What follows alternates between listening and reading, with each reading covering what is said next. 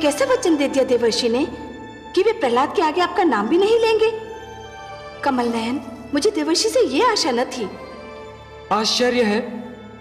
आश्चर्य है महादेवी कि आप देवर्षि की बात सुनकर उनसे रूठ गईं। आप तो उनसे भलीभांति परिचित हैं। बातों में उनसे कोई नहीं जीत सकता और उनकी बातों का भेद जानना सबके वश की बात भी नहीं है। परंतु पलक झपकाए बिना इतनी बड़ी बात उन्होंने कह कैसे दी? उनके तो हर श्वास में आपका नाम छिपा होता है। होता है महादेवी, अवश्य होता है, पर हमारे देवर्षि बहुत चतुर हैं। वो ये भलीभांति जानते हैं कि जिस प्रकार सुंदरता का लोभी जब किसी मुख के सौंदर्य पर मुग्ध हो जाता है तो उसके चरित्र को जानने का प्रयास नहीं करता, उसी प्रकार एक मूर्ख शब्दों की चमक दमक में खो जाता है, उन शब्दों का अर्थ जानने की चेष्टा नहीं करता। मैं समझी नहीं कमल नयन। देवर्षि ने यही तो वचन दिया है ना देवी कि वो पुत्र प्रहलाद के सम्मुख विष्णु शब्द का उच्चारण नहीं करेंगे। हाँ सर्वेश्वर।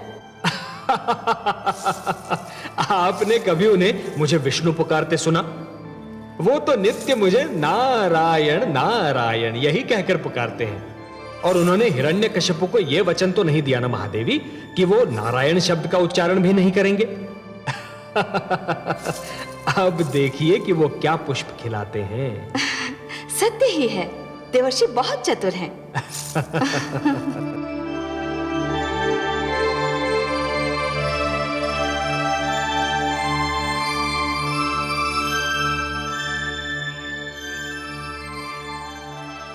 देखिए देवर्षि, ये नटखट फिर भाग आया। मैं कब से इसे दूध पीने को कह रही हूँ, किंतु ये पीता ही नहीं। क्यों पुत्र, तुम दूध क्यों नहीं पी रहे? आपने कहानी नहीं सुनाई ना, इसलिए। अब कहानी सुनाए फिर ही दूध पीऊंगा। पुत्री, ये तो कहानी सुनकर ही दूध पिएगा। तुम कुटिया में विश्राम करो, मैं इसे भेजता हूँ।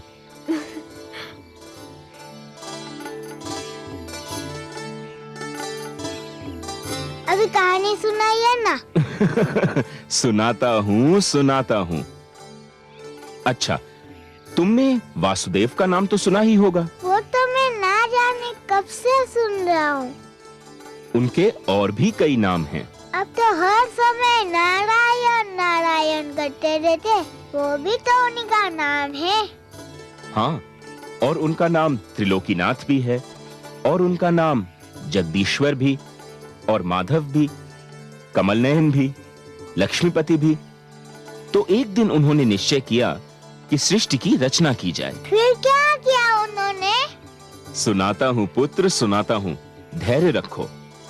उन्होंने अपनी नाभि से ब्रह्मा को और अपनी भ्रिकुटी से महादेव को जन्म दिया। फिर क्या हुआ? ब्रह्मा को आदि प्रजापति भी कहते हैं। क्या कहते हैं? आदि प्रजापति। हाँ, आदि प्रजापति ने कई प्रजापतियों को जन्म दिया। उनमें से एक थे ऋषि कश्यप। उनकी संतानों में तुम आते हो। अच्छा? हाँ, और एक और प्रजापति थे जिनका नाम था दक्ष। क्या नाम था? दक्ष। हाँ, प्रजापति दक्ष की पुत्री का नाम था सती। वह देखने में बहुत सुंदर थी। महादेव शिवशंकर ने उसे देखा और उससे विवाह कर लिया। एक दिन प्रजापति दक्ष किसी बात पर शिवशंकर से रूठ गए।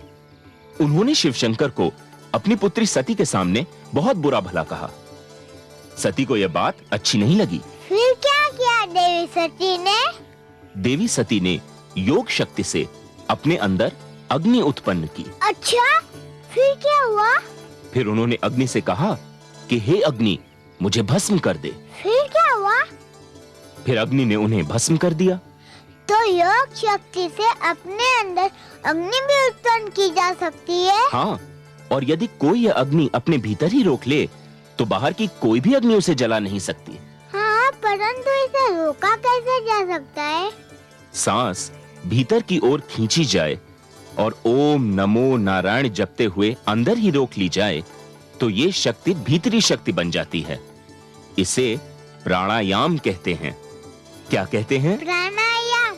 और क्या कह के सांस रोकी जाती है? ओम नमो नारायण। सुंदर, अति सुंदर। अब पुत्र, तुमने कहानी सुन ली, अब अंदर जाकर दूध पियो। आप फिर ऐसी कहानी सुनाएंगे? हाँ हाँ, अवश्य सुनाऊंगा।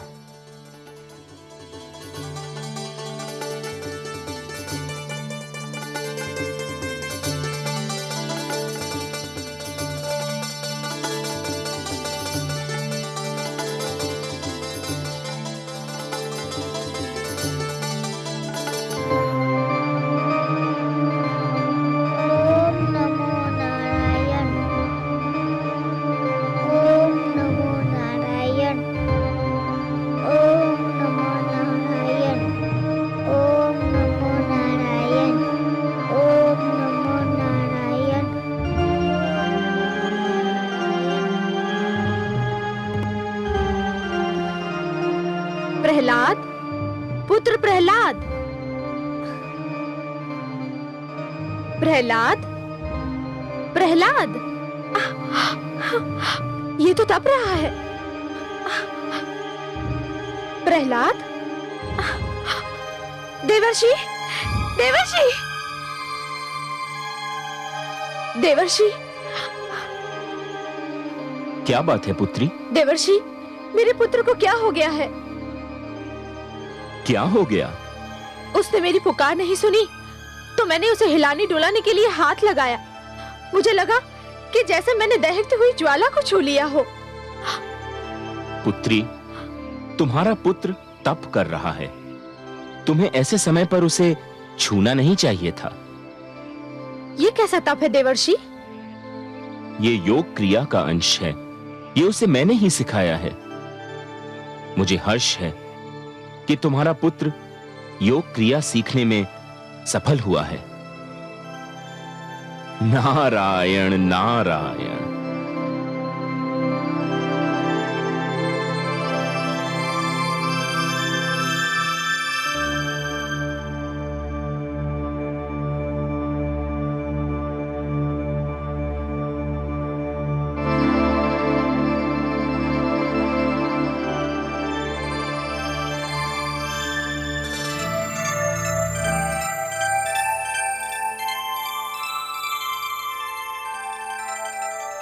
आयुष्मान भव। आओ पुत्र, बैठो। देवर्षि, आपसे एक बात पूछूं? हाँ हाँ, अवश्य पूछो। अब मेरे पिताश्री के पास जाने का समय आ गया। आपके नारायण के तो 1000 नाम हैं। हाँ, और वे सभी नाम सुंदर और प्रिय हैं। परंतु आपने तो मुझे केवल 999 नाम बताए थे। एक नाम क्यों छुपा लिया? नारायण नारायण। उससे क्या अंतर पड़ता है पुत्र? उन्हें पुकारने के लिए तो एक ही नाम पर्याप्त है। तुम किसी भी एक नाम से उन्हें पुकारो, वो तुम्हारी पुकार सुन लेंगे। पर तुम ऐसा क्यों पूछ रहे हो? इसलिए कि उनके जिस नाम को आप मुझसे छुपाते रहे, वह नाम भी मैं जान चुका हूँ। क्या? कैसे जान गए तुम? क्या है वो नाम? वह नाम है विष्णु। ये नाम तुम्हें किसने बता दिया पुत्र? ये नाम मैंने तुम्हें नहीं बताया है। हाँ, यह नाम तो मेरे रोम रोम में बसा हुआ है। विष्णु विष्णु विष्णु।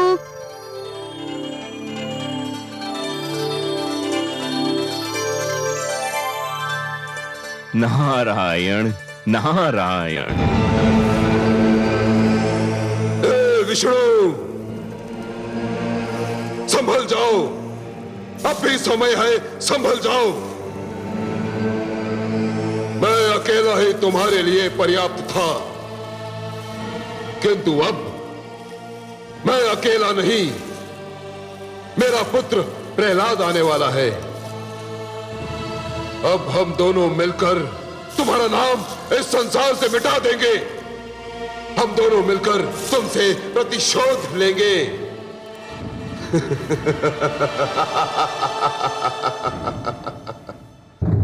मैं माँ हूं, धरती माँ। शिशु का चरित्र उसके इर्द गिर्द फैले वातावरण पर निर्भर होता है। यदि ये वातावरण उत्तम है तो शिशु का चरित्र और आचरण भी उत्तम होता है। श्री विष्णु ने सत्य ही कहा कि कोई जन्म से सुर या असुर नहीं होता।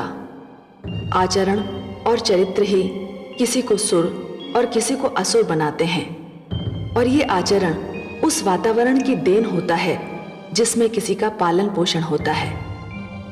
देवर्षि नारद की सुसंगति में और उनकी दी हुई शिक्षा के कारण प्रहलाद के मन में यह विश्वास घर कर गया कि ईश्वर सर्वशक्तिमान है, और केवल वही सर्वशक्तिमान है, कोई दूसरा नहीं।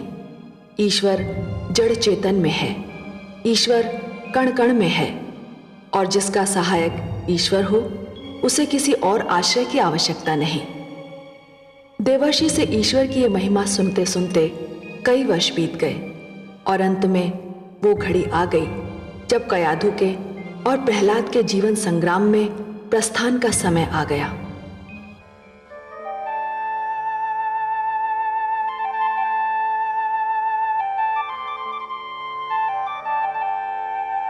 हे देवर्षि, आपने मुझे जो स्नेह दिया है उसने तो मेरे मन से मेरे माता पिता का प्यार भी भुला दिया है। आपकी कुटिया में बीता हर पल मेरी स्मृतियों में सदैव सुरक्षित रहेगा। राजभवन के ऐश्वर्य में भी इस कुटिया का आनंद नहीं भूलेगा।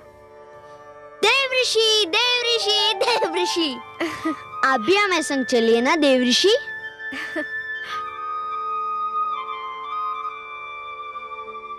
कुटिया में रहने वाले राजभवन में सुख नहीं पाते राजकुमार। तुम्हारे राजभवन में सब कुछ होगा, परंतु मेरी इस कुटिया में शांति है, वह शांति जिसके लिए राजभवन वाले भी तरसते रहते हैं। मैं तो सदैव तुम्हारे संग हूं। जब भी तुम मेरी दी हुई शिक्षा को अपने जीवन में ढालोगे, मुझे अपने संग ही पाओगे। मैं ना आपको भूल सकता हूँ, ना आपकी दी हुई शिक्षा को, परंतु आप हमारे साथ होते तो मुझे और भी आनंद मिलता, है ना माते? अवश्य पुत्र, देवर्षि साथ हो तो जीवन बहुत ही सुखद हो जाए।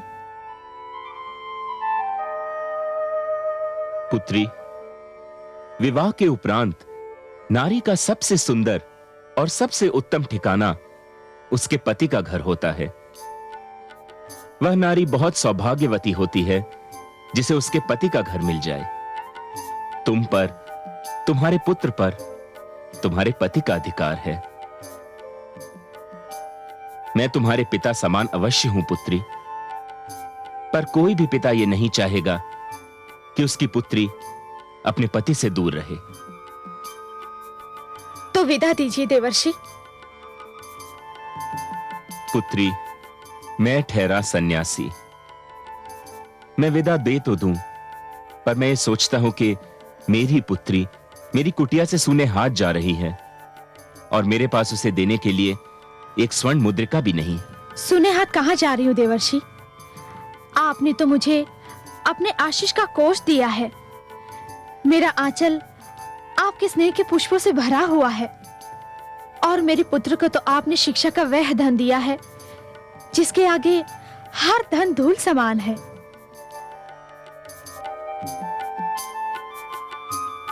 पुत्र प्रहलाद, अपने विश्वास पर अडिग रहना।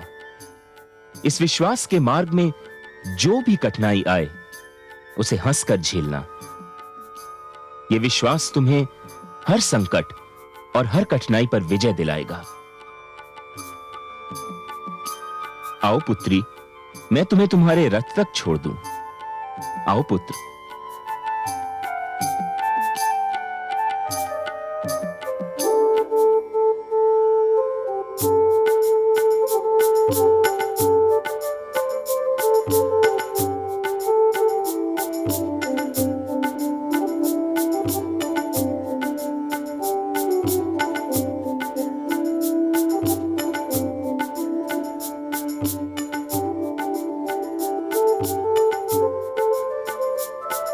प्रणाम देवर्षि, प्रणाम महारानी, प्रणाम राजकुमार। आयुष्मान भव। अखंड सौभाग्यवती भव। आइए।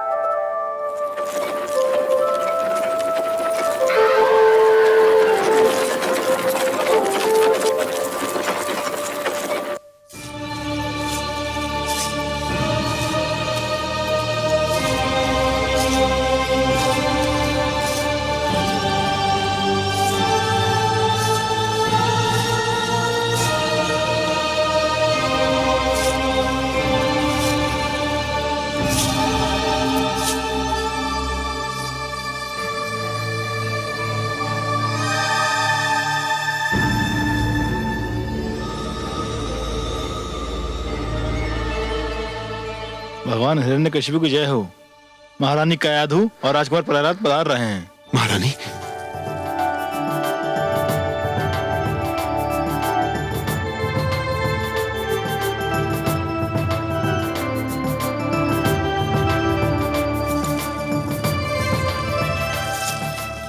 महारानी, स्वामी, कैसी हो तुम?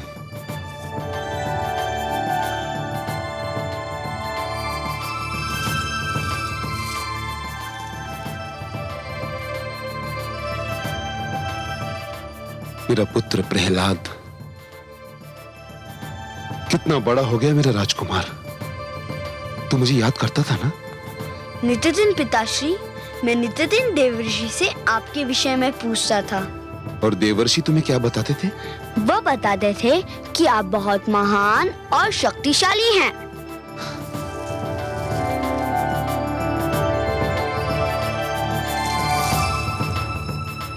और क्या बताया उन्होंने? कहते थे कि पिता बहुत महान होता है, उनका आदर करना पुत्र का कर्तव्य होता है।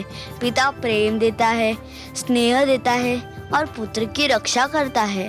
माता भी बहुत महान होती है। माता की सेवा परम धर्म है, किंतु पिता परिवार का स्वामी होता है। पिता परंपरा देता है, पिता आदर्श देता है और मार्ग बनाता है जिस पर पुत्र चल सके। सुंदर, अति सुंदर। देवर्षि ने तुम्हें बहुत सुंदर बातें बताई हैं। महारानी, आप दोनों बहुत दूर से आ रहे हैं, थक गए होंगे, थोड़ा विश्राम कर लीजिए। मैं सभागार जा रहा हूं, कार्य से निपट कर भेंट करता हूं।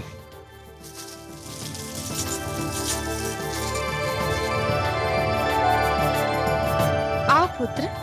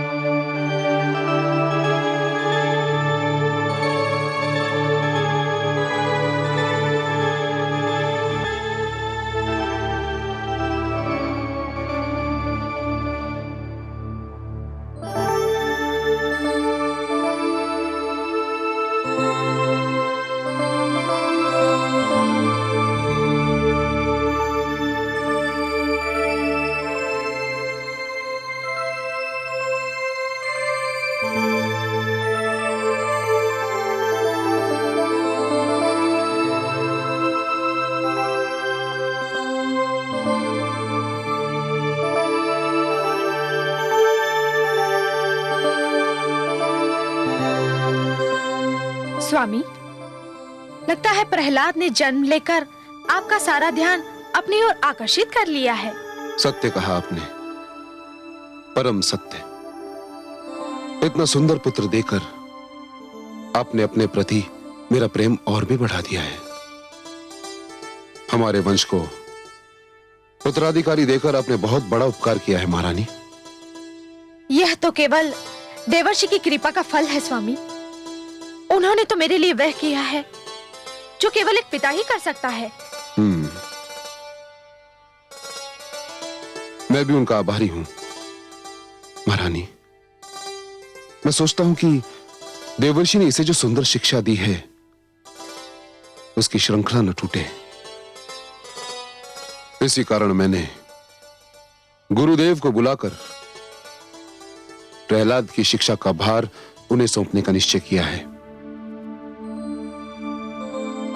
आप पिता हैं, आप प्रहलाद के बारे में जो भी सोचेंगे उसके लिए अच्छा ही सोचेंगे। अब आप विश्राम कीजिए स्वामी। नहीं महारानी, आज की रात्रि सोने के लिए नहीं, तुम्हें निहारने के लिए है। कितने दिन तुम मुझसे दूर रही, कितने दिन महारानी। और पुत्र के रूप में तुमने जो उपहार मुझे दिया है उसको तो देखने से मेरा मन ही नहीं भरता।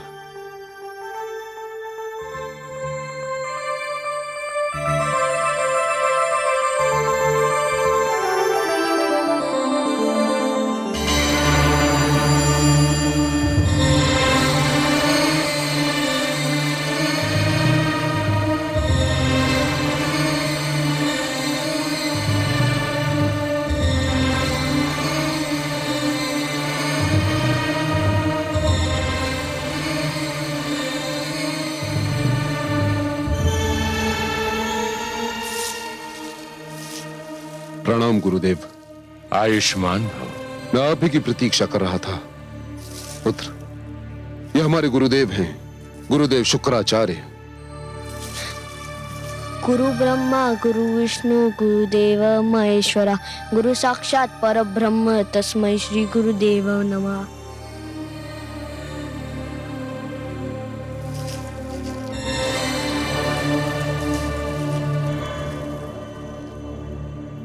इतनी छोटी सी आयु में इतने महान रहस्य का ज्ञान, प्रमाण है इस सत्य का, ये बालक बहुत तेजस्वी होगा, उच्च शिक्षा प्राप्त करेगा।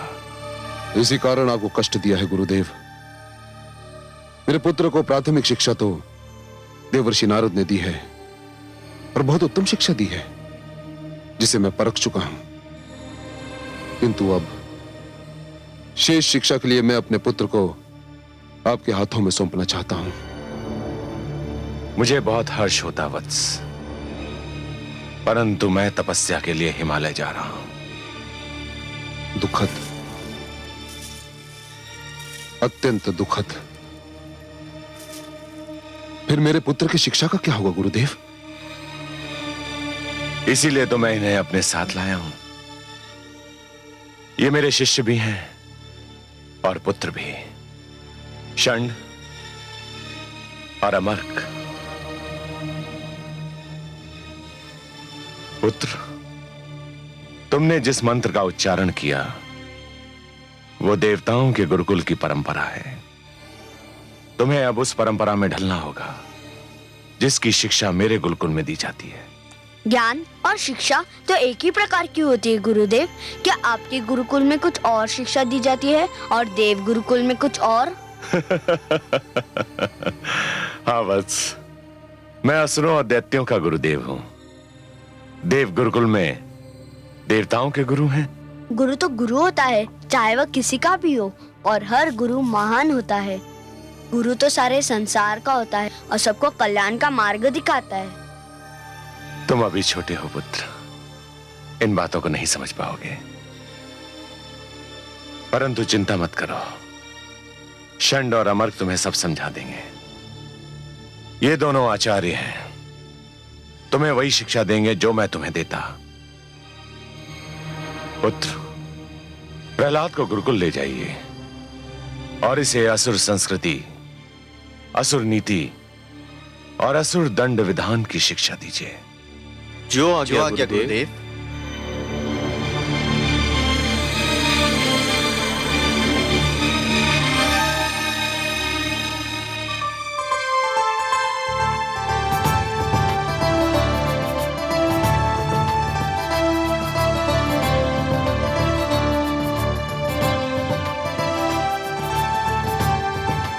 अरे अरे, ये क्या कर रहे हो? रुको।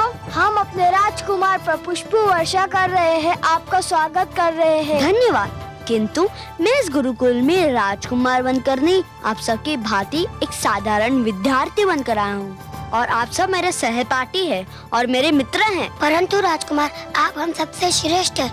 नहीं, हम सब में कोई श्रेष्ठ या तुच्छ, बड़ा या छोटा नहीं। गुरुकुल के सारे विद्यार्थी एक समान हैं। मैं यहाँ केवल उतना ही आदर योग्य हूँ जितने आप सब हैं।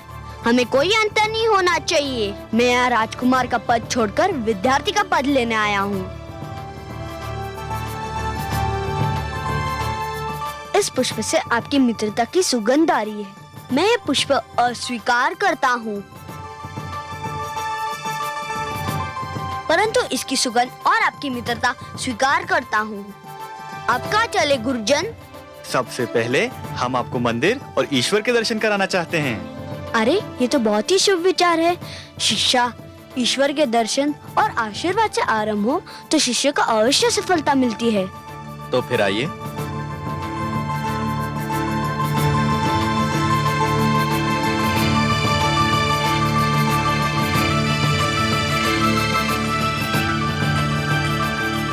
ये है हमारे गुरुकुल का मंदिर, आइए।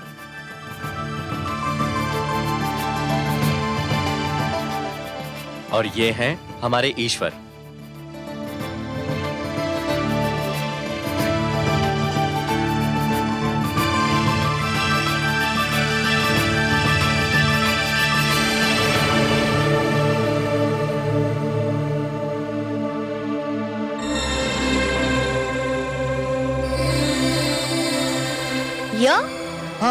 यही तो है हमारे ईश्वर। किंतु ये तो मेरी पिताश्री की मूर्ति है। हाँ हाँ, यही तो हमारे ईश्वर हैं। आप कैसे गुरुजन हैं? मुझे बरमा रहे हैं? ये तो आसुर लोक के राजा है। तो क्या हुआ, इसी राजा को हम अपना ईश्वर समझते हैं। हे गुरु, राजा ईश्वर का प्रतिनिधि होता है, ईश्वर नहीं होता। यदि ये ईश्वर है तो हर राजा स्वयं को ईश्वर कहने लगेगा। नहीं, हर राजा ईश्वर नहीं होता, केवल असुर लोक का राजा ईश्वर होता है। प्रणाम कीजिए इन्हें। मैं पिताश्री को सादर प्रणाम कर सकता हूँ, यह तो मेरा धर्म है, परंतु मैं पिताश्री को ईश्वर मानकर प्रणाम नहीं कर सकता। ये क्या कह रहे हो शिष्य? मैं सत्य कह रहा हूँ। अच्छा, आप ही बताइए, इस समय पिताश्री कहाँ है? इस समय तो वे अपने राजभवन में होंगे। इसका अर्थ ये हुआ कि इस समय वे आसपास नहीं है। नहीं, इस समय तो वे केवल राजभवन में मिलेंगे। पर ईश्वर तो हर स्थान पर होता है, हर कण में होता है, हर मन में होता है। फिर मेरे पिताश्री ईश्वर कैसे हुए? यदि तुम भगवान के पुत्र ना होते तो हम तुम्हें गुरुकुल का अनुशासन भंग करने का दंड अवश्य देते। यदि मैं वह नहीं होता जो हूँ, तो मुझे अनुशासन भंग करने का क्या दंड मिलता गुरुओं? ये बेत देख रहे हो? हाँ, ये बेत की छड़ी है। जो अनुशासन भंग करता है उसके हाथ पर 5 बार यह बेत इतनी शक्ति से मारा जाता है कि उसके हाथ पर नीली लकीरें बन जाती हैं। अच्छा, ये है दंड अनुशासन भंग करने का? हाँ।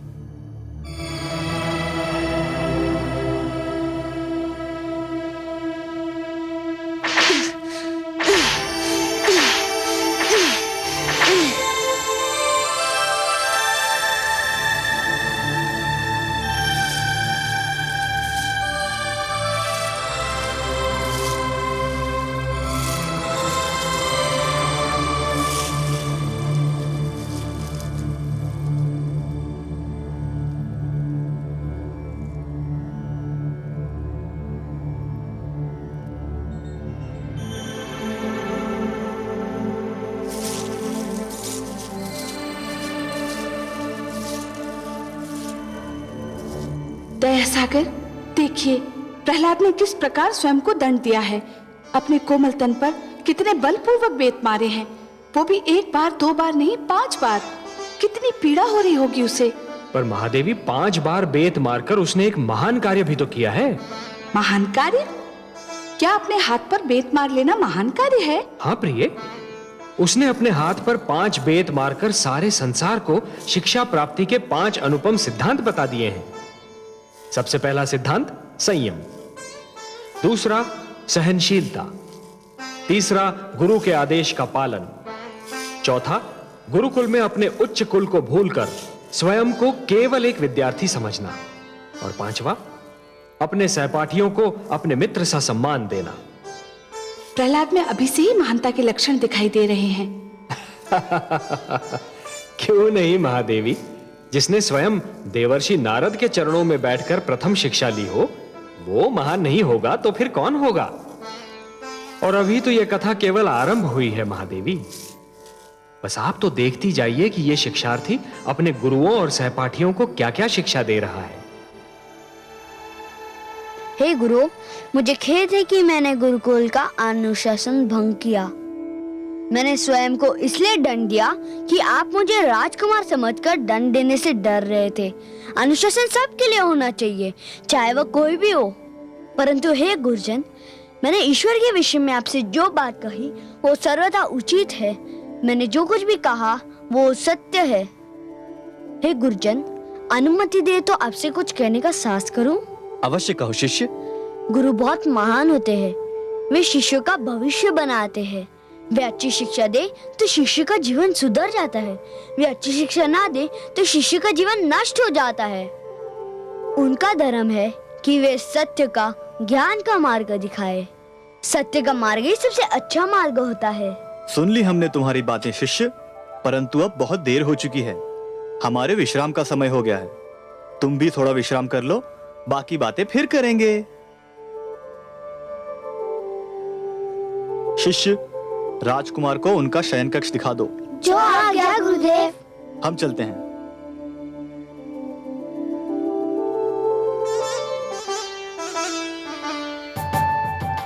आपकी वाणी कितनी मधुर है राजकुमार। आप जब बोलते हैं तो लगता है आपके मुख से फूल झड़ रहे हो। परंतु हे राजकुमार, यदि ये हमारा ईश्वर नहीं है तो हमारा ईश्वर कौन है?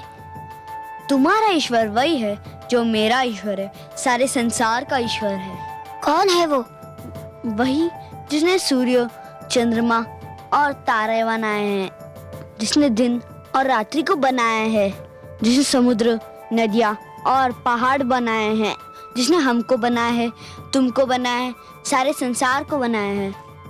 वो जो सर्वशक्तिमान है, वो जो चाहे वो कर सकता है। सर्वशक्तिमान तो हमारे भगवान हिरण्यकश्यपु भी है, वह भी जो चाहे वह कर सकते हैं। अच्छा, हाँ, और क्या?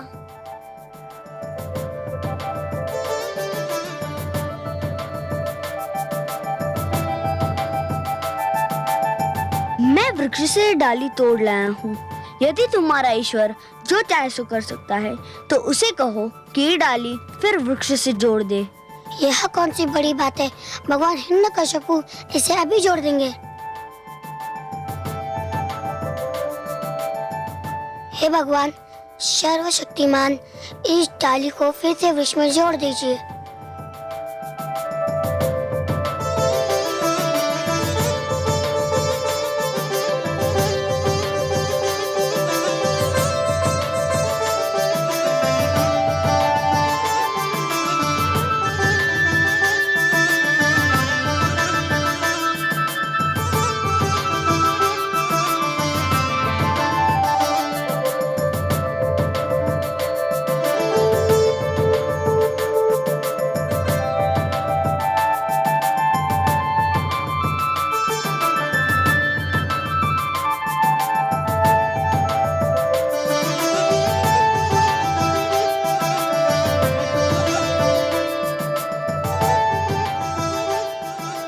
हमारे ईश्वर तो इसे नहीं जोड़ पाए, क्या तुम्हारे ईश्वर इसे जोड़ पाएंगे?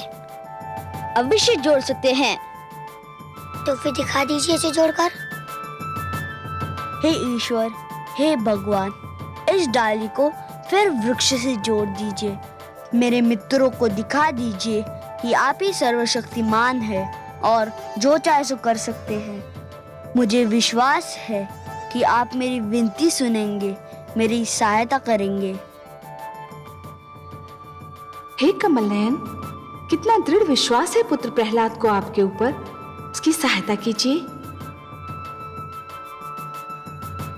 घबराइए नहीं महादेवी, हम उसके विश्वास को ठेस नहीं पहुंचने देंगे, उसका सिर नीचा नहीं होने देंगे।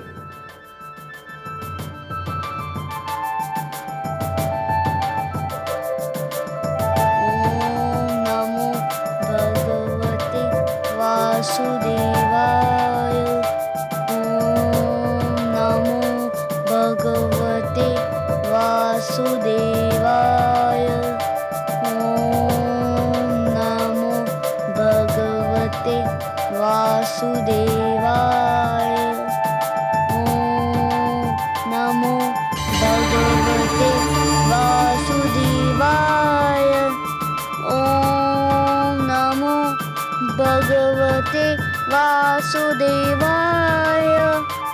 ओम नमो भगवते वासुदेवाय।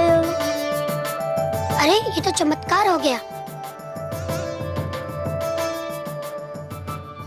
धन्यवाद हे वासुदेव, तुमने मेरी लाज रख ली। तुमने बता दिया कि केवल तुम ही हो वो जो चाहे सो कर सकते हैं और कोई नहीं। ओम नमो भगवते वासुदेवाय। ओम नमो भगवते वासुदेवाय। ओम नमो भगवते वासुदेवाय।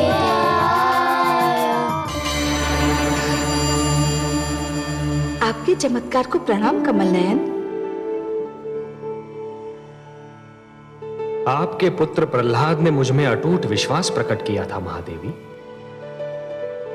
यदि मैं ये न करता तो उसके विश्वास को ठेस लगती।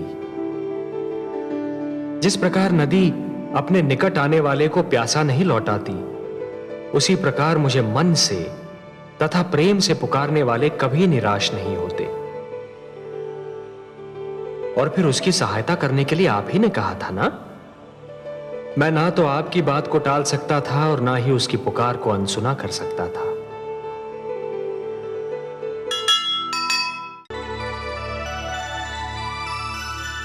महारानी जी, महारानी जी, महारानी जी बधाई हो। राजकुमार प्रहलाद गुरुकुल से आ रहे हैं। सच?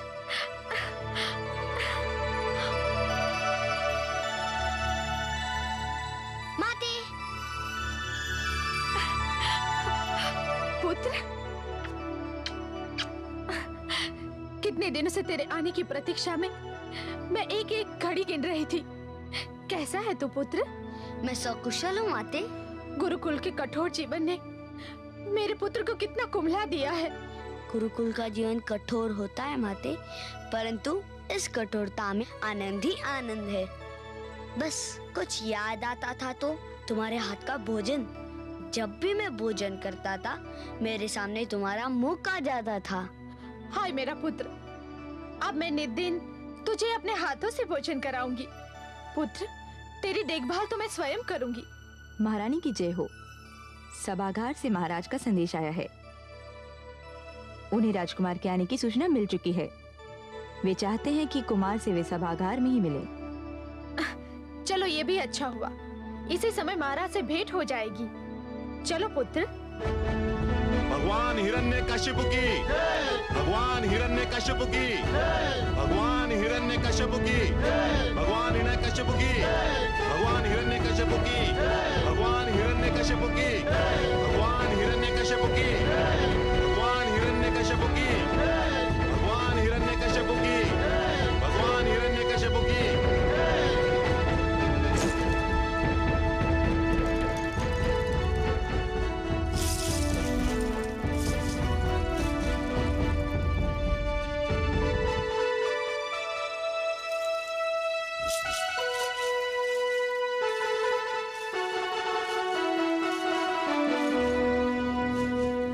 भगवान हिरण्यकशिपु की जय हो। कौन है ये दुष्ट? भगवान, इन दुष्टों को हमने बार बार टोका, आपका आदेश सुनाया, चेतावनी भी दी, किंतु इन्होंने विष्णु की पूजा नहीं बंद की। पाप, महापाप। इन दुष्टों ने अपराध नहीं महापाप किया है। ले जाओ इन्हें और हमारी राजधानी के मुख्य मार्ग पर खड़ा करके चला दो, चलाकर राख कर दो इन्हें। जब इनके शरीर से अग्नि की लपटें निकलेंगी तभी इनको ज्ञात होगा कि भगवान कौन है, इनका वो विष्णु या फिर मैं हिरण्यकशिपु। हे असुरराज, तुम हमें जला सकते हो, किंतु हम भगवान विष्णु का नाम लेना नहीं छोड़ेंगे। नहीं छोड़ोगे? ले जाओ इन्हें। चलो।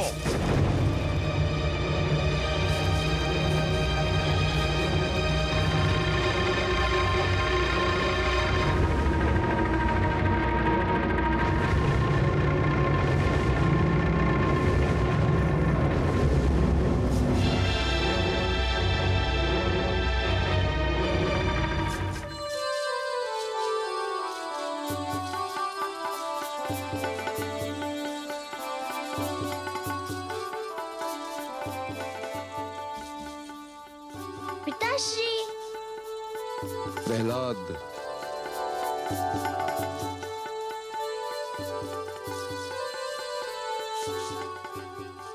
कैसा लगा तुम्हें गुरुकुल पुत्र? बहुत सुंदर। पिताश्री, जानते हैं वहाँ मुझे बहुत से मित्र मिल गए हैं। वे मुझे बहुत प्यार करते हैं। मुझे उनके साथ रहना बहुत अच्छा लगता है। सुंदर, अति सुंदर। और तुम्हारे गुरु, उन्हें कैसा पाया तुमने? वे भी बहुत अच्छे और बहुत विनम्र हैं। मेरी देखभाल करते रहे। परंतु पिताश्री, उन्हें तो ये भी नहीं पता कि शिष्य को क्या पढ़ाना चाहिए। वे तो शिष्यों को एक असत्य पाठ पढ़ाते हैं। देखा कितना चतुर है मेरा पुत्र। इतनी छोटी सी आयु में इसने ये भी जान लिया कि सत्य और असत्य में क्या अंतर है।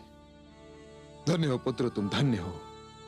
किंतु पुत्र, तुमने ये कैसे जान लिया कि तुम्हारे गुरु तुम्हें असत्य पाठ पढ़ा रहे हैं? उन्हें तो ये भी ज्ञान नहीं कि ईश्वर कौन है।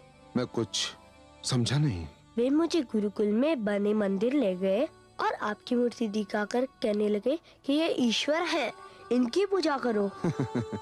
और तुमने क्या कहा? मैंने कहा कि ये मेरे पिताश्री की मूर्ति है, ये ईश्वर नहीं है, ईश्वर कोई और है।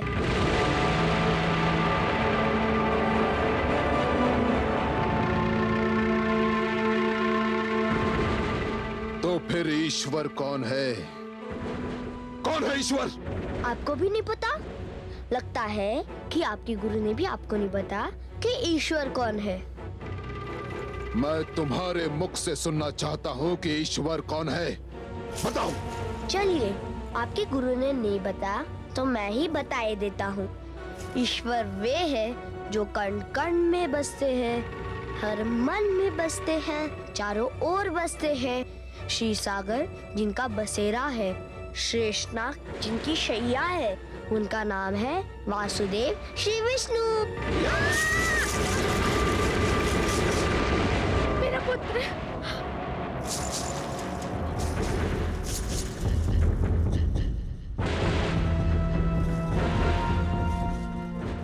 किसने दी इस बालक को ये विश्व भरी शिक्षा? कहाँ इसके मूर्ख और निकम्मे शिक्षक? कहाँ है वो? देखा कमल नयन, वही हुआ जिसका मुझे भय था। हिरण्यकशिपु ने पुत्र प्रहलाद पर अपने प्रकोप का द्वार खोल दिया है। अत्याचार आरंभ हो गया है। इतने प्यारे और कोमल बालक को निर्दयता से उठाकर फेंकते हुए उस दुष्ट को दया नहीं आई। हाँ महादेवी, कथा आरंभ हो गई है। ये वो कथा है जो हर युग में सत्य की पताका फहराने वालों को प्रेरणा देगी। पर आप घबराइए मत। जो पुष्प खिलने वाला होता है वो खिलकर ही रहता है। धूप उसे कुम्हला नहीं सकती महादेवी। जो प्रकाश फैलने वाला होता है वो फैल कर ही रहता है। अंधेरा उसकी राह नहीं रोक सकता। हिरण्यकशिपु ने प्रकोप का नहीं, अपने पतन का द्वार खोल दिया है। अब आप देखिए क्या होता है। हिरण्यकशिपु ने इस सत्य को पहली बार सुना है और उसका दंड यह है कि यही सत्य उसे बार बार सुनना होगा। मैंने गुरुदेव के कहने पर प्रहलाद की शिक्षा दीक्षा आप दोनों को सौंपी थी। मैंने सोचा था कि आप उसे वही शिक्षा देंगे जिसका गुरुदेव ने आदेश दिया था।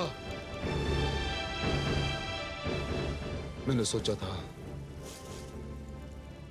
कि जब मेरा पुत्र गुरुकुल से लौटेगा तो वो सब कुछ सीख चुका होगा। क्या क्या सपने देखे थे मैंने, क्या क्या सपने देखे थे। मैंने सोचा था इस शिक्षा प्राप्त करके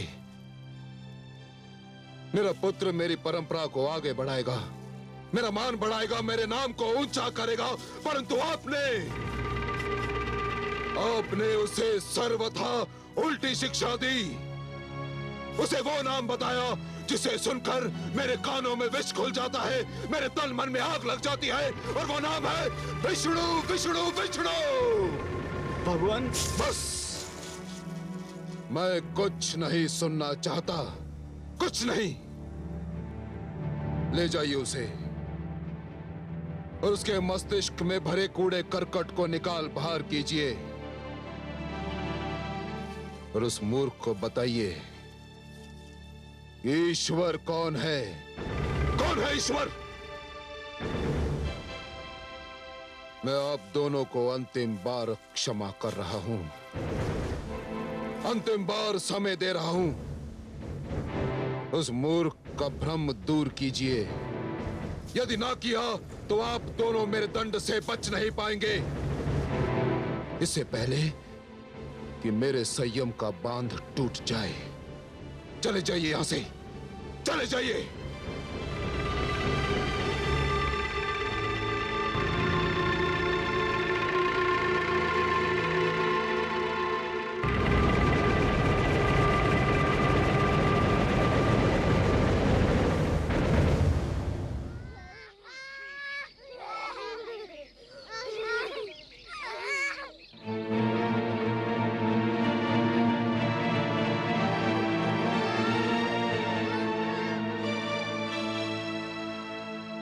यह तुम्हारी शैया है राजकुमार। संध्या हो गई है, अब तुम विश्राम कर लो। हे गुरु, मुझे खेद है कि मेरे कारण आपका अपमान हुआ।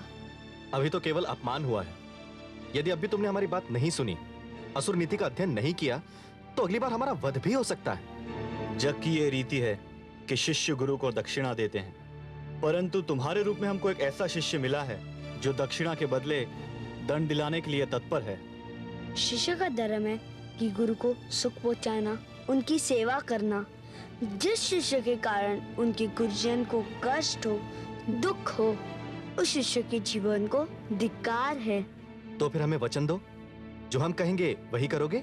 मैं ये वचन तो नहीं दे सकता, परंतु मैं ये वचन अवश्य दे सकता हूँ कि मेरे कारण आपको कभी कोई कष्ट नहीं होगा। तुम्हारे मुख से कभी तो इतने मधुर बोल निकलते हैं कि मन प्रसन्न हो जाता है, और कभी ऐसे कटु वचन बोलते हो कि हमारे प्राण सूख जाते हैं। कटु वचन? मैं कभी कटु वचन नहीं बोलता।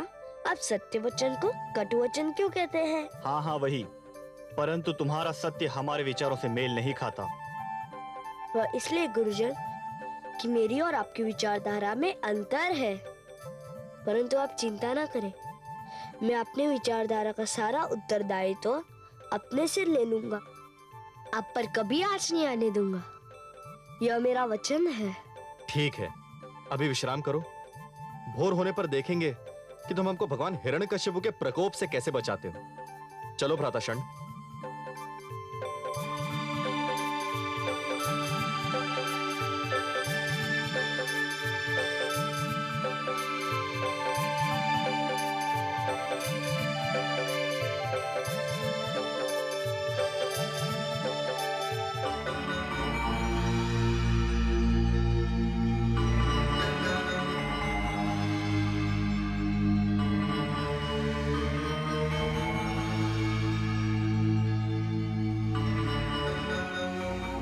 स्वामी,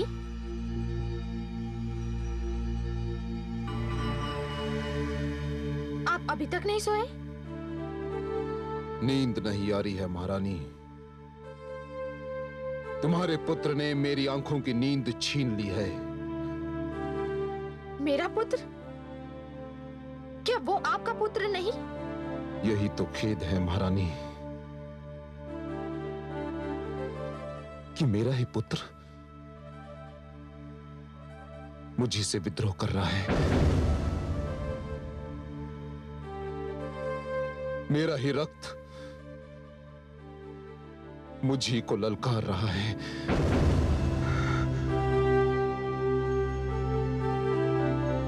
एक रात्रि वो थी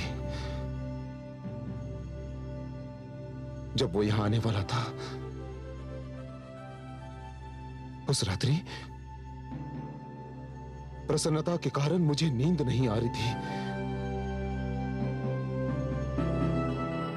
और एक रात्रि ये है जब उसकी बातों ने मेरे तन मन में आग लगा दी है। और आज मुझे क्रोध के कारण नींद नहीं आ रही है महारानी। आपका पुत्र अभी छोटा है स्वामी। परंतु महारानी, मैं ये सहन नहीं कर सकता कि सारा संसार मुझे ईश्वर मानता है और मेरा ही पुत्र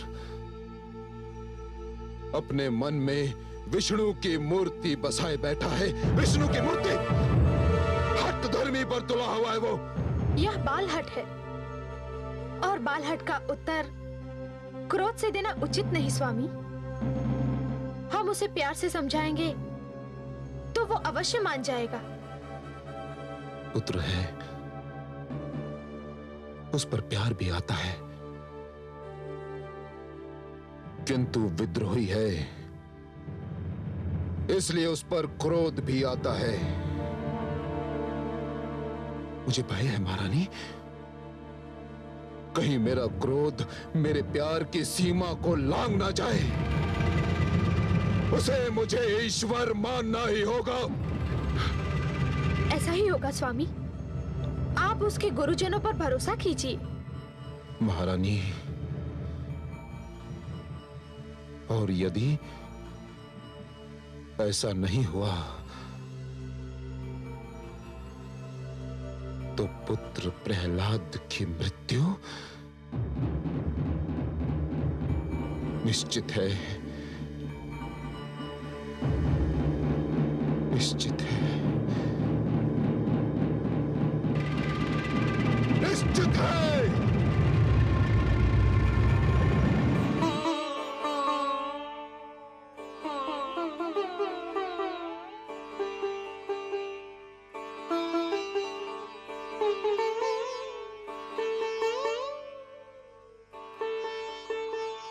मित्र प्रहलाद, राजकुमार, क्या हो गया इन्हें? इनकी तो सांस भी नहीं चल रही है। कहीं मर तो नहीं गया हमारा मित्र? चलो गुरुजन को बताते चलो। हैं।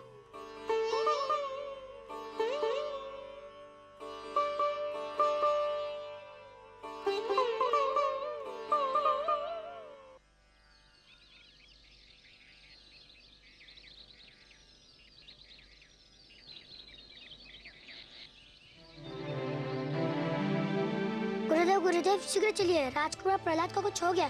क्या हो गया है? उनकी सांस नहीं चल रही क्या? है। हाँ गुरुदेव, लगता है वे मर गए। क्या कह रहे हो? यह तो अनर्थ हो जाएगा। चलो भ्राता, चलो चलो। प्रहलाद, शिष्य प्रहलाद, राजकुमार। राजकुमार की सांस नहीं चल रही है, नाड़ी भी नहीं चल रही है। हम तो मारे गए भ्राता षण। ये किस संकट में डाल दिया राजकुमार ने? अगर भगवान हिरण्यकशिपु को सूचना मिल गई तो अनर्थ हो जाएगा भ्राता।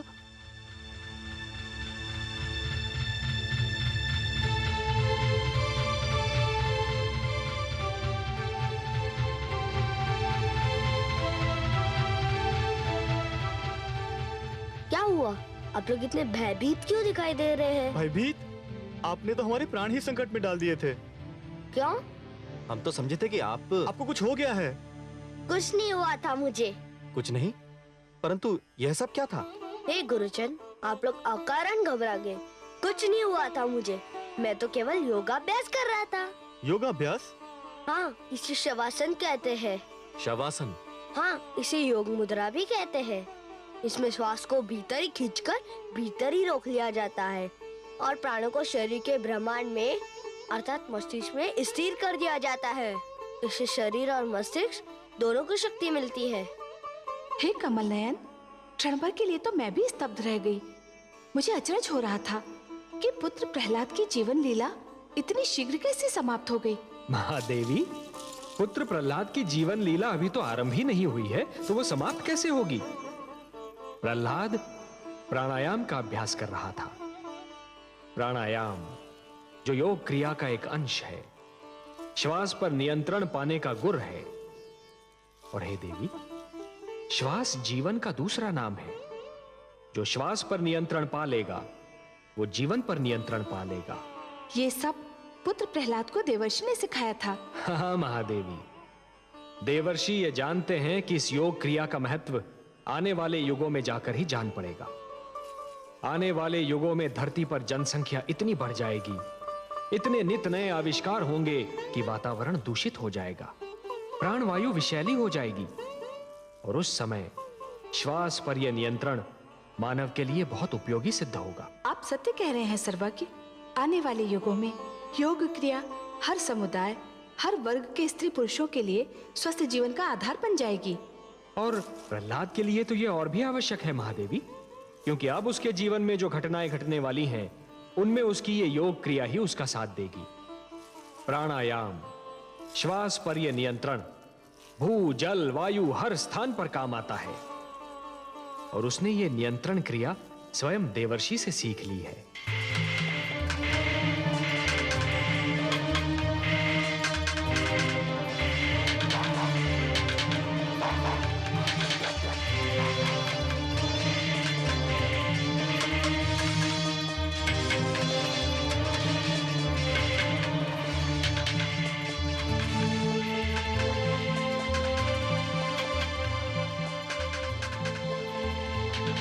राजकुमार,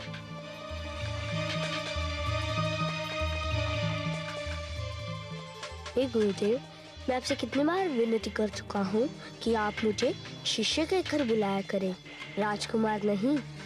चलो यूं ही सही, परंतु तुम दूसरे असुर बालकों की भांति शस्त्र विद्या में रुचि क्यों नहीं लेते? हे गुरुजन, शस्त्र विद्या जितनी सीखनी आवश्यक है मैं सीख चुका हूँ। शस्त्र विद्या के नाम पर ये बालक जो कुछ सीख रहे हैं वह मन को हिंसा की ओर खींचता है, और मुझे हिंसा में कोई रुचि नहीं। परंतु शिष्य जिनके हाथों में शस्त्र होते हैं वही तो वीर कहलाते हैं। शस्त्र उनके हाथों में होते हैं जिनके मन में भय का वास होता है। जिनके मन में भय नहीं होता उनके हाथों को शस्त्र की आवश्यकता नहीं होती। तुम तो विचित्र नीति बता रहे हो शिष्य। शस्त्र तो शक्ति का प्रतीक होता है। हे आदरणीय गुरुदेव, मूर्ख शस्त्र को अपनी शक्ति समझता है और बुद्धिमान अपनी भीतरी शक्ति को अपना शस्त्र समझता है। बुद्धि की शक्ति को कोई नहीं हरा सकता। हे गुरुजन, हमें मित्र प्रहलाद की बातों में बड़ा आनंद मिलता है। मित्र प्रहलाद, हमें भी कोई कथा सुनाओ। शस्त्रों के खेल में हमें भी आनंद नहीं आता। मूढ़ बालक, राजकुमार प्रहलाद की चाल चलने जाएगा तो स्वयं अपनी चाल भूल जाएगा तू। किंतु गुरुदेव, हम अपने आंखों से देख चुके हैं, मित्र प्रहलाद जो कहते हैं सत्य सिद्ध होता है। हम भी इनका अनुसरण करना चाहते हैं। मूर्खो, तुम तो संभवतः बच भी जाओ, परंतु यदि भगवान हिरण्यकश्यप को इस बात की सूचना मिल गई तो तुम्हारे माता पिता का जीवन संकट में पड़ जाएगा। देखा मित्रों, शस्त्र हाथों में होते भी तुम भयभीत हो गए। अपने मन में उन्हें बसा लो जो मेरे मन में बसे हुए हैं। सारा भय दूर कर देंगे। मेरे भगवान विष्णु हृदय से हर भय दूर कर देते हैं। मित्र प्रहलाद, हमें भी कोई कथा सुनाओ ना। भ्राता अमर्क, क्या हम इस बालक को शिक्षा दे सकते हैं? नहीं भ्राता षंड, उल्टे यही हमें शिक्षा दे रहा है। ये तो हमारे लिए बहुत बड़ा संकट खड़ा कर रहा है। पता नहीं इस संकट का उपाय है भी या नहीं। केवल एक उपाय है। क्या? आओ मेरे साथ।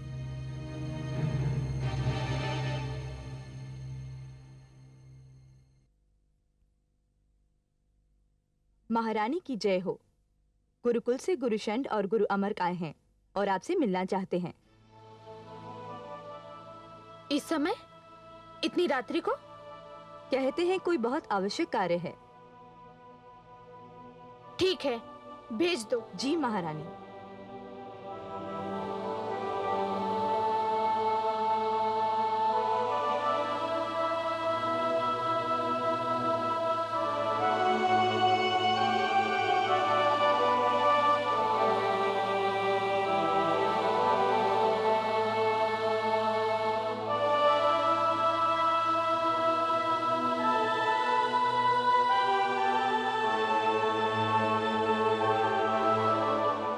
प्रणाम राजमाता। प्रणाम गुरुजन। सब कुशल तो है ना? कुशल होता तो इतनी रात्रि को आपको कष्ट देने का साहस नहीं करते राजमाता। क्या बात है? राजकुमार प्रहलाद को असुर नीति, असुर संस्कृति, असुर विद्या किसी में कोई रुचि नहीं है। मैं स्वयं बहुत चिंतित हूँ। गुरुजन, आप उसे थोड़ा और समझाने का प्रयास कीजिए। हम तो समझा समझा कर हार चुके हैं राजमाता, परंतु राजकुमार ने जो अपने मन में मान लिया है उसके अतिरिक्त वे कुछ और मानने को तैयार ही नहीं। राजमाता, हमें भय है कि भगवान हिरण्यकश्यप ने राजकुमार प्रहलाद की बातें सुन ली तो वे समझेंगे कि हमने उन्हें यह शिक्षा दी है, जबकि इसमें हमारा कोई दोष नहीं है। यही नहीं राजमाता, हमें भय है एक नया संकट भी खड़ा होने वाला है। हाँ राजमाता, राजकुमार प्रहलाद विष्णु को अपना ईश्वर मानते हैं और उनकी देखा देखी बाकी विद्यार्थियों पर भी रंग चढ़ने लगा है। हमारे असुर शिष्य भी असुर धर्म से दूर होते जा रहे हैं राजमाता। समस्त विद्यार्थी उनके रंग में रंगते जा रहे हैं। भगवान हिरण्यकश्यप को सूचना मिल गई तो अनर्थ हो जाएगा राजमाता। समझ में नहीं आता, क्या करूं? हे राजमाता, राजकुमार आपसे बहुत प्रेम करते हैं। आप चलकर उन्हें समझाएं। हमें विश्वास है कि वे आपकी अवश्य सुनेंगे। हम यही विनती लेकर आपके पास में आए थे। आप कहते हैं तो मैं आपके साथ अवश्य चलती हूँ। उसे सीधी राह पर लाने का प्रयास करती हूँ। धन्य है राजमाता।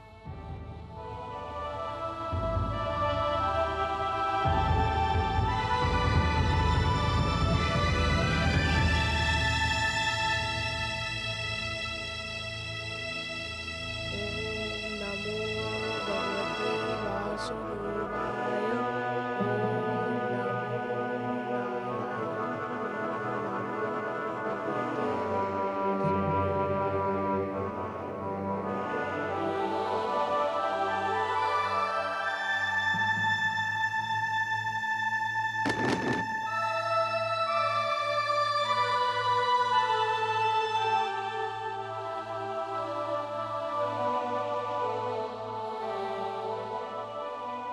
पुत्र प्रहलाद,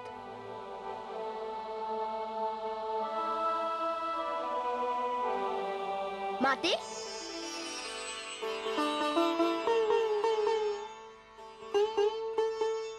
माते, आपको देखकर मेरा मन प्रसन्न हो गया। परंतु आपको कष्ट करने की क्या आवश्यकता थी? मुझे बुला लिया होता। पुत्र, यदि आधी रात्रि को मुझको राजभवन छोड़कर तुम्हारी कुटिया तक आना पड़ा तो इसका अर्थ जानते हो पुत्र? नहीं माते। इसका अर्थ ये है कि मैं बहुत विचलित हूँ, दुखी हूँ पुत्र। विचलित? दुखी? पर किसके कारण? तुम्हारे कारण पुत्र। मेरे कारण? हाँ पुत्र, तुम्हारे कारण। तुम जिस प्रकार अपने विचारों को व्यक्त करते हो उसके कारण। परंतु माते, अपने विचारों को व्यक्त करना तो हर एक का अधिकार है। अवश्य है पुत्र, परंतु एक का अधिकार दूसरे के लिए हानि बनने लगे तो हर एक को सोचना चाहिए कि अधिकार का प्रयोग किस सीमा तक किया जाए। आइए माते, स्थान ग्रहण कीजिए। अब आप ही बताइए माते, मुझे क्या करना चाहिए? जानते हो पुत्र, तुम्हारे दोनों गुरु कितने चिंतित हैं? क्षमा करें माते, वे चिंतित नहीं, भयभीत है। भयभीत इसलिए कि वे जानते हैं कि वे हम सबको जो शिक्षा दे रहे हैं वो शिक्षा सत्य पे आधारित नहीं है। वे जानते हैं कि वे अपने विद्यार्थियों से जिन विचारों को मानने के लिए कह रहे हैं उन विचारों पर स्वयं उनको संदेह है। वे जिस बात पर विश्वास का प्रचार करते हैं उस पर स्वयं उन्हें विश्वास नहीं है। वे मेरे कारण चिंतित नहीं है माते, अपने झूठे पाखंड के कारण भयभीत हैं। पर मैं भी भयभीत हूँ। जिस दिन से तूने महाराज को रुष्ट किया है मेरी तो रातों की नींद उड़ गई है। हर पल यही भय रहता है कि तेरा क्या होगा, और यदि तुझे कुछ हो गया तो मैं क्या करूंगी? भय को मन से निकाल दीजिए। जब आप नहीं जानती कि आपका क्या होगा, मैं भी नहीं जानता कि मेरा क्या होगा, तो फिर इसके लिए सोचना क्या? सब भगवान पर क्यों ना छोड़ दिया जाए? क्योंकि होगा तो वही जो ईश्वर चाहेगा। क्या होगा, क्या होने वाला है, ये भी केवल वही जानता है। फिर हम क्यों चिंता करें? जितनी सरलता से तू चिंता से मुक्त हो सकता है, मैं कैसे हो सकती हूँ? मेरे लिए तो एक और मेरा पति है और दूसरी ओर मेरा पुत्र, और उन दोनों की चिंता में फंसी मैं, एक पत्नी, एक माता, जो न इस पार जा सकती है न उस पार। मैं क्या करूं? आप भी मेरे ईश्वर पर विश्वास कीजिए, सब कुछ उसी पर छोड़ दीजिए। भय या चिंता के स्थान पर मन में ये सत्य बसा लीजिए कि यश अपयश, जीवन मरण सब ईश्वर के हाथ में है। जिसके साथ वो है उसकी ना कोई चिंता है ना भय।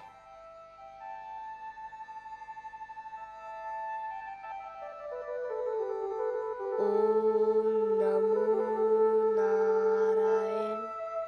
ओम नमो भगवते वासुदेवा।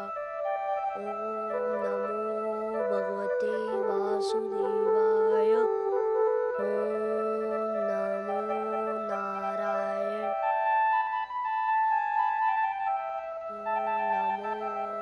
भगवते वासुदेवाय।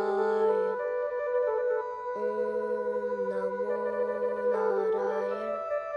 ओम नमो भगवते वासुदेवाय। ओम नमो नारायण। ओम नमो भगवते वासुदेवाय।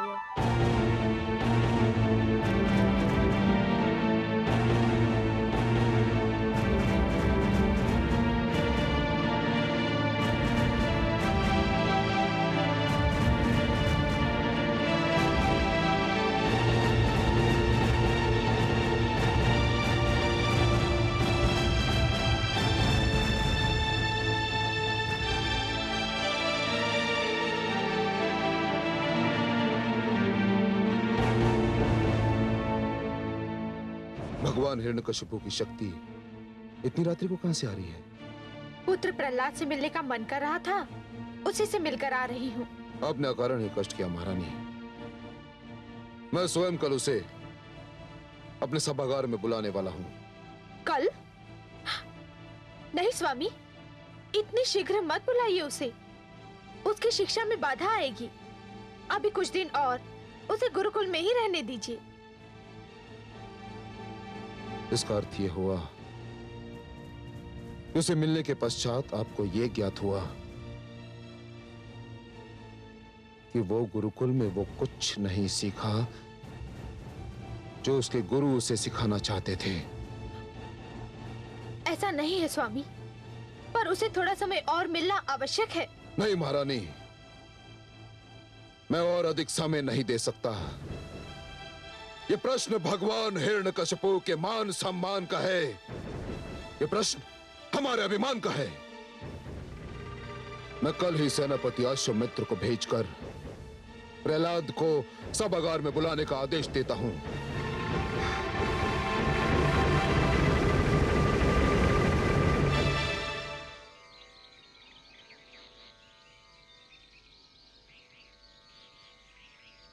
हमारी इतनी विनती तो सुन लें। आप भगवान हिरण्यकशिपु की प्रार्थना करें या ना करें, उनकी स्तुति तो कंटेस्ट कर लें। हे गुरुदेव, अब जानते हैं कि आप जो कह रहे हैं वह मेरे पिताश्री के भय से कह रहे हैं, अपने मन से नहीं। अब जानते हैं कि किसी राजा की स्तुति नहीं की जाती, केवल ईश्वर की स्तुति की जाती है, और मेरे ईश्वर नारायण है। मुझे उनकी स्तुति कंठस्थ है।